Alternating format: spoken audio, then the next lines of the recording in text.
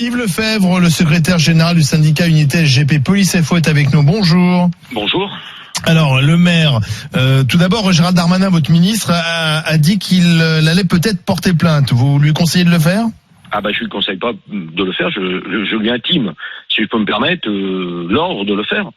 Parce qu'aujourd'hui, il a quand même tous les policiers, des commissaires, aux officiers, aux gradés, gardiens de la paix, aux agents de sécurité, aux personnes administratives et scientifiques, qui sont aujourd'hui humiliés, injuriés par un triste cire, élu de la République, pour ne pas vouloir reciter mon collègue de la municipale. Mais c'est scandaleux, c'est honteux.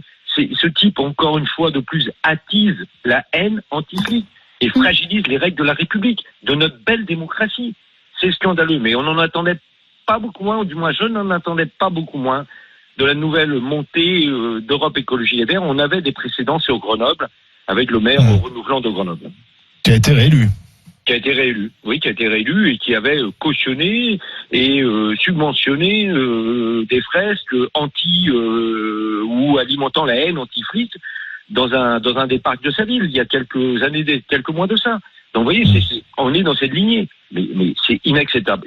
Gérald Darmanin, qui a montré un cap sécuritaire, voire même ultra sécuritaire depuis qu'il est arrivé, impulsé d'ailleurs par le président de la République dans la matière, et Jean Castex, doit aujourd'hui arrêter d'être dans l'incantation à dire je vais peut-être déposer plainte, je vais faire un signalement au procureur de la République, comme le faisait systématiquement d'ailleurs Christophe Castaner, mais n'était jamais suivi. Eh bien aujourd'hui on dépose plainte. Elle est recevable, on n'est pas recevable, mais on dépose plainte. Et du coup, moi j'ai une question, monsieur Lefebvre, vous croyez qu'il va le faire ?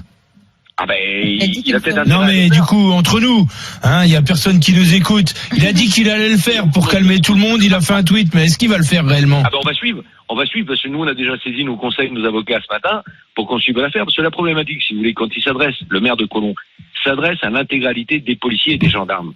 On ne peut pas, moi je ne peux pas, en mon nom propre, déposer plainte.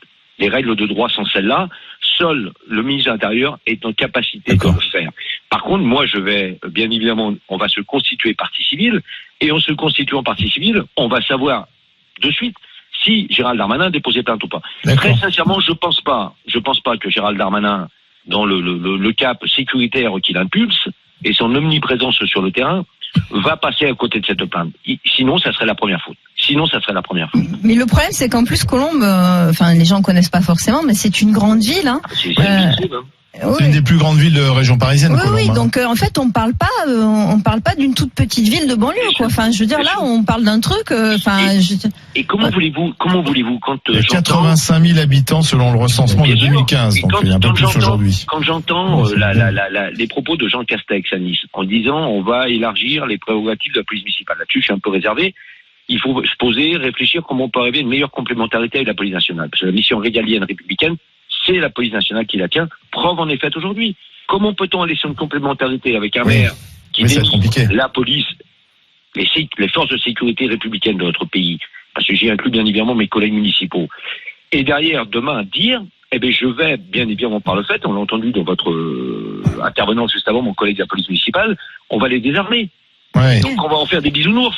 Mais Colombe a une particularité, c'est qu'on a des quartiers bourgeois dans Colomb, et on a aussi, et malheureusement surtout, ce que moi je qualifie des zones de non-droit. Oui, il y a les deux, quoi. En fait, il y a les quartiers chauds et les quartiers qui se sont embourgeoisés du fait d'un dépassement de la population. À Paris étant trop cher, on va s'installer à Colomb. Merci Yves Lefebvre. En tout cas, moi j'aimerais bien être une petite souris pour voir la réunion entre le maire de Colomb et ses policiers municipaux. Ces 60 policiers municipaux prochainement. Il y aura une bonne ambiance, à mon avis. Merci Yves Lefebvre. Retrouvez toute notre actualité sur videopolice.com, la chaîne YouTube d'Unité SGP Police.